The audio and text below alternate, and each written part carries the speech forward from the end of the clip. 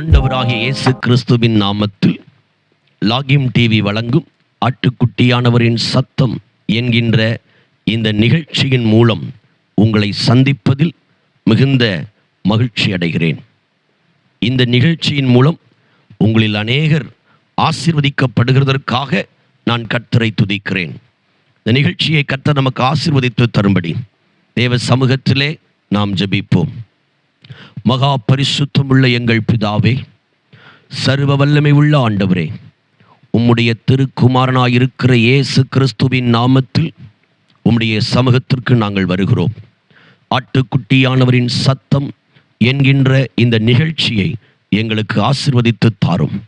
இதை பார்க்கிற, இந்த சத்தத்தை கேட்கிற உம்முடைய பிள்ளைகள் ஒவ்வொருடைய உள்ளத்திலும் இல்லத்திலும் என் தேவன் மகத்துவமான காரியங்களை செய்து உமது நாமத்தை மகிமைப்படுத்தும்.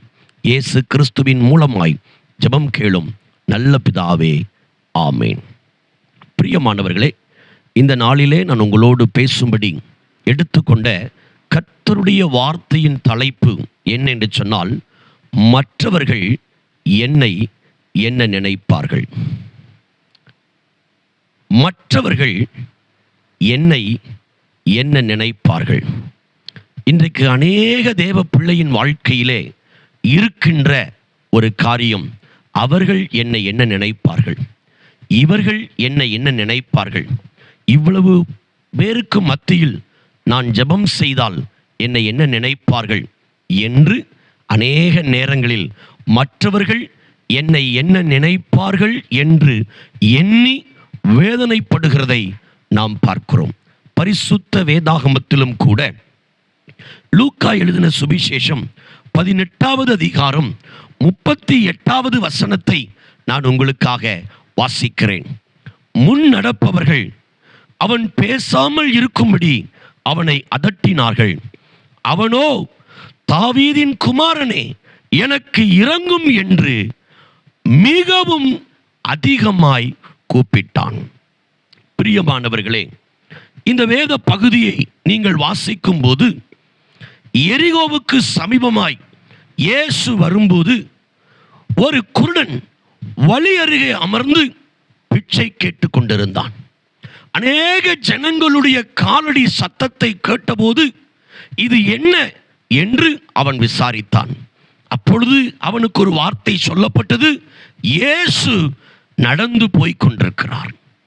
இந்த வார்த்தையை கேட்ட உடனே, இயேசுவே, தாவீதின் குமாரனே, எனக்கு இரங்கும் என்று அவன் சத்தமாய் கூப்பிட்டான். இந்த சத்தத்தை கேட்ட இயேசுவை பின்பற்றி போன அநேகர் இவனை தடுத்தார்கள். குருடனே, பேசாதே, சத்தம் போடாதே, அமைதலாயிரு என்று அவனை அதட்டினார்கள். ஆனால் அவனோ முன்னும் அதிகமாய் தன் முழு பலத்தோடு இயேசுவை நோக்கி, இயேசுவே, தாவீதின் குமாரனே, எனக்கு இரங்கும் என்று சத்தமாய் கூப்பிட்டான். அவன் கூப்பிட்ட சத்தம் இயேசுவின் காதுகளிலே விழுந்தது. இயேசு நின்று அவனை தம்மிடத்திலே அழைத்து, நான் உனக்கு என்ன செய்ய வேண்டும் என்று கேட்டார். நான் பார்வையடைய வேண்டும் என்று அவன் சொன்னபோது இயேசு சொன்னார், நீ பார்வை அடைவாயாக. உடனடியாக அவன் கண்கள் திறந்தது. அவன் ஒரு அற்புதத்தை பெற்றுக்கொண்டான். அன்பானவர்களே, மற்றவர்கள் என்ன நினைப்பார்கள்?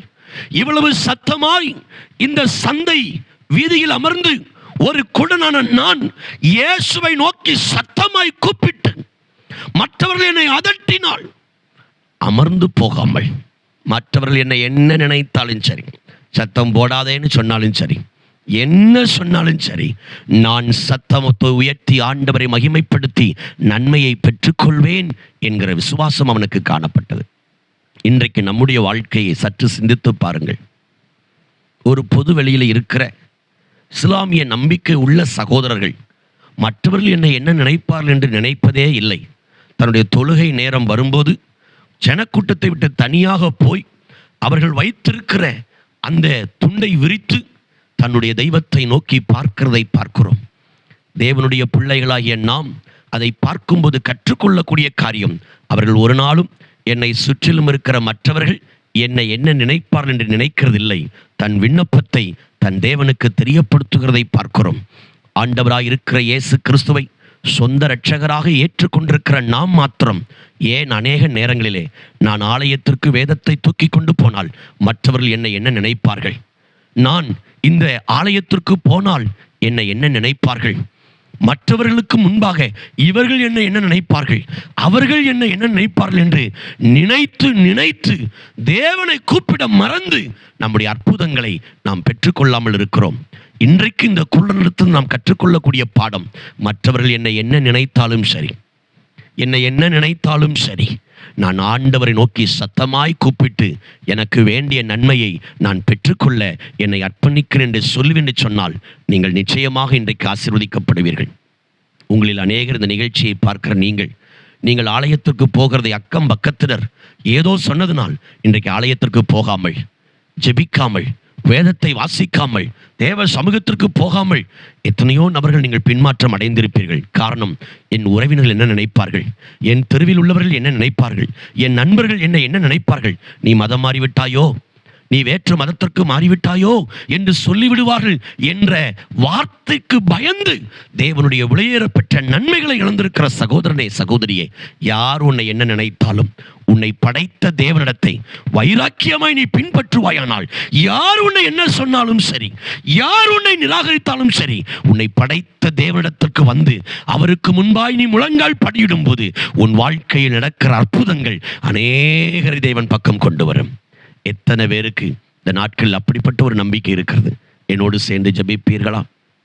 ஆமா ஆண்டவரே, இந்த நாட்கள் எங்கள் தேசத்தில் உள்ள அநேக மக்கள், என் உறவினர்கள் என்ன நினைப்பார்கள், என் பக்கத்து வீட்டுக்காரர்கள் என்ன நினைப்பார்கள், என் தெருவில் உள்ளவர்கள் என்ன நினைப்பார்கள், என் நண்பர்கள் இந்த இயேசுவை தேடி போனால் என்ன நினைப்பார்கள் என்று சில நேரங்களே ஆண்டவரே அவர்கள் அதட்டின போது அமர்ந்து போய் சோர்ந்து போயிராதபடி இன்றைக்கு இந்த பர்த்திமேயை போல் யார் என்ன நினைத்தாலும், மற்றவர்கள் என்ன நினைத்தாலும், இவன் கிறிஸ்தவன் ஆகிவிட்டான், இவனுக்கு பைத்தியம் பிடித்து விட்டது, இவன் இயேசு இயேசு என்று சொல்லுகிறான், 24 மணி நேரமும் வேதத்தை வாசிக்கிறான், உபவாசம் என்று ஓடி போகிறான், சபை என்று ஓடி போகிறான் என்று எள்ளி நகையாடினாலும், பர்த்திமேயை போல மற்றவர்கள் என்ன நினைத்தாலும் நான் இயேசுவை நோக்கி கூப்பிடுவேன், அவரிடத்தில் எனக்கு தேவையான ஒரு அற்புதம் உண்டு என்று சொல்லி உம்மை நோக்கி பார்த்து அற்புதங்களை பெற்றுக்கொள்ள இவர்களுக்கு உதவி செய்யும்.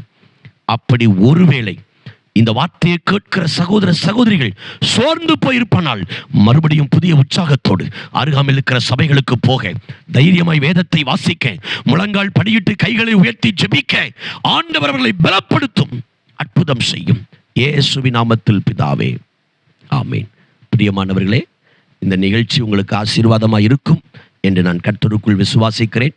இது உங்களுக்கு பிரயோஜனமாக இருக்குமானால் மற்றவர்களுக்கு இதை பார்த்து பயனடையும்படி நீங்கள் அதை அவர்களுக்கு பகிரும்படி அன்பாய் கேட்கிறேன். தொடர்ந்து உங்களுடைய ஜெபம், மேலான ஆலோசனைகள் இருக்குமானால் கீழே தெரிகிற எங்கள் தொலைபேசி எண்ணிலே தொடர்பு கொள்ளும்படி உங்களை அன்பாய் கேட்கிறேன். கர்த்தர் தாமே உங்களை ஆசீர்வதிப்பாராக. God bless you.